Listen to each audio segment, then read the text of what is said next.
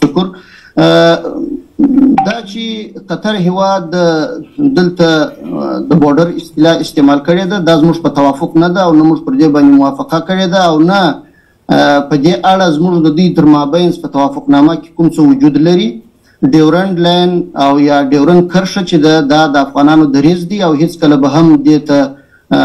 بارډر نه ویل کیږي او نه په دې اړه موږ د دې سره کوم توافق کړی دی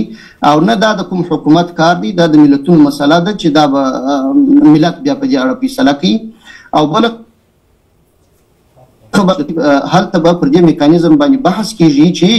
دغه توافق چې اوس موږ کړی دی کوم جهت د دې څخه سرغړونه کوي او کوي باید هغه د کومو عواقبو سره مخامخ شي نو دا به بیا هلته پر دې باندې بحث کیږي. زموږ لخوا به هم تخنیکي کمیټه هلته ځي د دوی لخوا به هم راځي او پر دې باندې به بحث کیږي یو مشترک میکانیزم به رامنځته کیږي تر څو آینده افغانستان او پاکستان یو د بل سره د جنگ او یو د بل سره د دشمنانه په مقابل کې د دشمنانه کړنو څخه دغه حالت څخه راووځي او د تجارت او یو د بل سره د شو او د څنګه چې د ګاونډیتوب حق دی